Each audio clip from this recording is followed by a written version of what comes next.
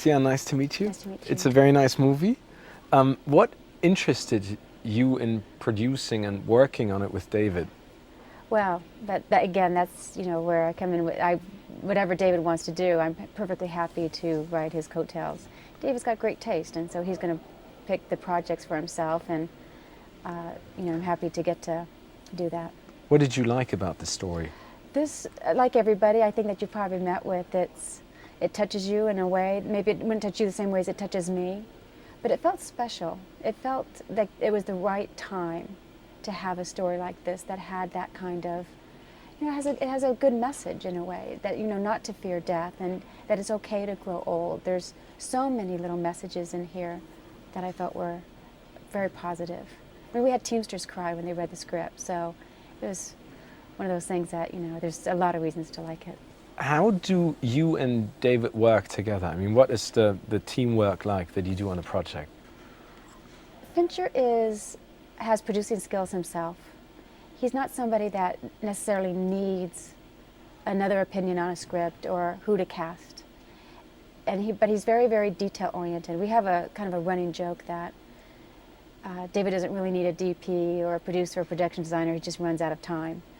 But because he has that kind of ability to see the big picture, it's really more about watching his back, kind of to make sure that he's, as the person who we're really, who's really dragging us along with him, not dragging us along, but who is, the leader creatively, to support him. And there's an understanding after so many years of how to do that. He's one of the really great directors of our time, but there are a few others, and people always like to compare them. Would you say that David Fincher is more like the Spielbergian person or the Kubriesque person that, I think he learned from both. He's learned from both, and he learned from, studying Polanski, Pollock. He's learned from, he has so many films that he loves. We've often asked him, what's your 10 favorite? Just 10. He can't do it. So no, if you give me a lot more, then I can give you that. And so I don't know that I guess what makes up people is partly what they've studied, or what they bring to it, just like we all are. We're partly our parents, but we're also who we are. But I wouldn't say it's any one person. What was your greatest challenge on creating Benjamin Button?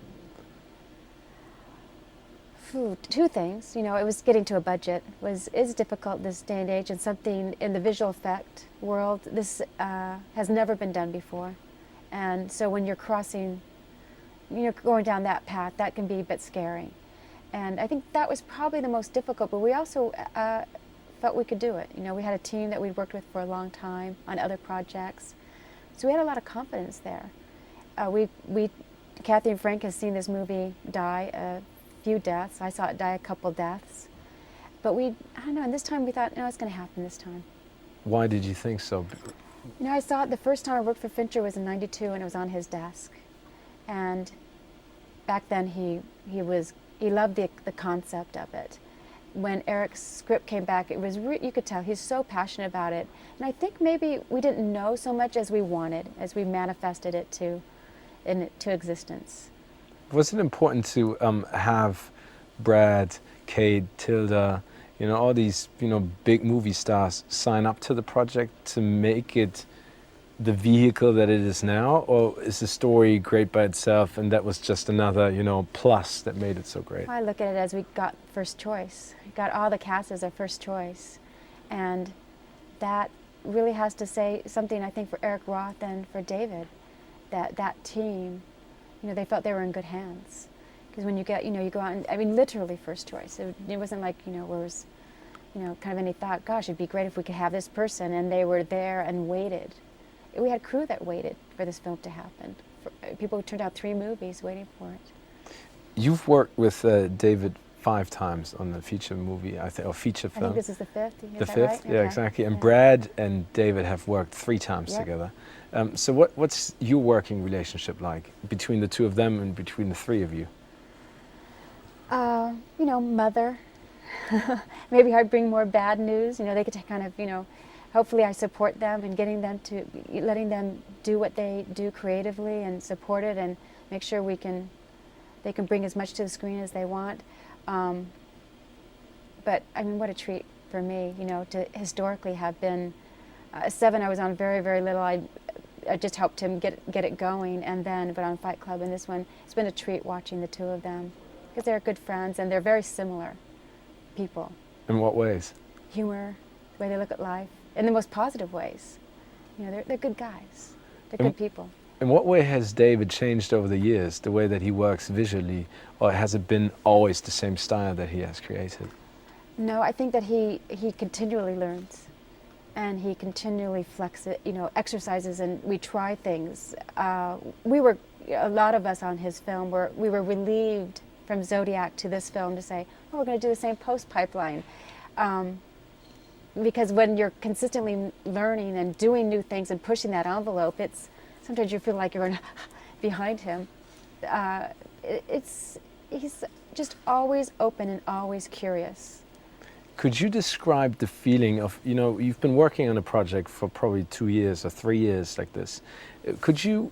Going on to 5. And, oh, 5. And, yeah, next year. Could you 5. describe the moment of when the movie is finally finished and you see the finished product? What is it like for you as a producer and a working The finished partner? product? Mm-hmm.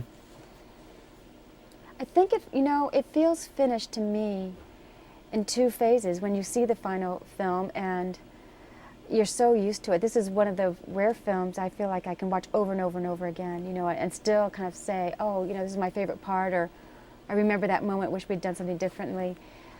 But on this also, it's such a long process. I kind of need to see what everyone else thinks, in a way, you know? How does the world feel about it? I don't think it's going to feel finished until I see it opened up internationally and see how they feel about it.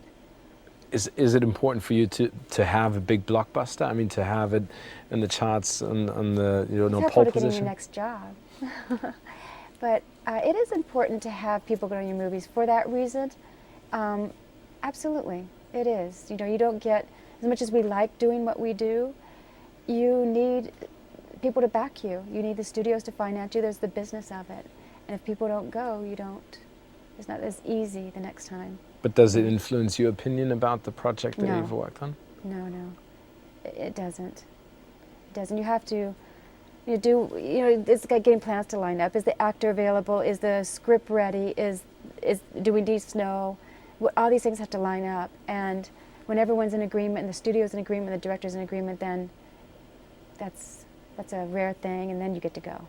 Getting back to the movie and the script, is there a favorite scene that you had in the script, and then maybe a different scene that you had in the movie that you really liked, and why? You know, there's not, because Fincher insists that, and he learned this lesson the hard way with Alien 3, that you have a script before you prep, period. And it's the smartest thing I think we do, because then we're never prepping something that's not going to be in the film. There are a couple of scenes missing in the film, and I miss them, but it's personal. Other people don't miss them. But for the most part with Fincher, you're doing pretty much what you planned on doing, even if it's a year before. Even sometimes the lens. I mean, he'll say to me, yeah, you know, it's going to be this and that, I'm going to do it on a, you know, snorkel, and you actually do a year later. That's unusual.